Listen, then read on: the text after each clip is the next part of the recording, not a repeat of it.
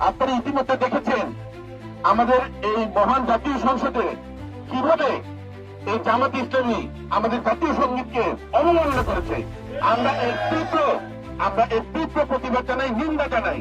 তারা নাকি বাংলাদেশকে বিশ্বাস করে না, বাংলাদেশের সার্বভৌমত্বে বিশ্বাস করে না, তারাই তো আমাদের এই জাতীয় সঙ্গীতকে অবমাননা করবে এবং সেটাই স্বাভাবিক। আসুন সবাই ঐক্যবদ্ধ হবে, সবার আগে বাংলাদেশ, এই অঙ্গীকারে আমরা সবাই এগিয়ে চলবো।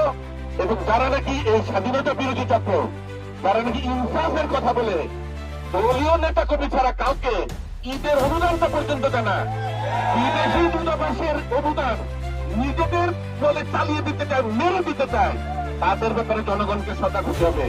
যারা সামান্য ঈদের এই অনুদান উপভোগ, যেটা থেকে আমাদের প্রধানমন্ত্রী যারা তারেক রহমান সাহেব জনগণকে দিয়েছেন, সেটা তারা নাকি নিজেদের দলীয় পরিচয় দিতে চায়, তারা এই দেশকে কোন দিকে নিয়ে যাবে এবং কি করতে পারে তারা সহজেই এইসব আমরা বুঝতে পারছি। কেননা সকালবেলায় বোঝা যায় যে দিনটা কেমন যাবে। আসুন আমরা সকলে ঐক্যবদ্ধ হই। কাপাসিয়াবাসী আমাদেরকে ধানের শীষে বিপুল ভোট দিয়েছে।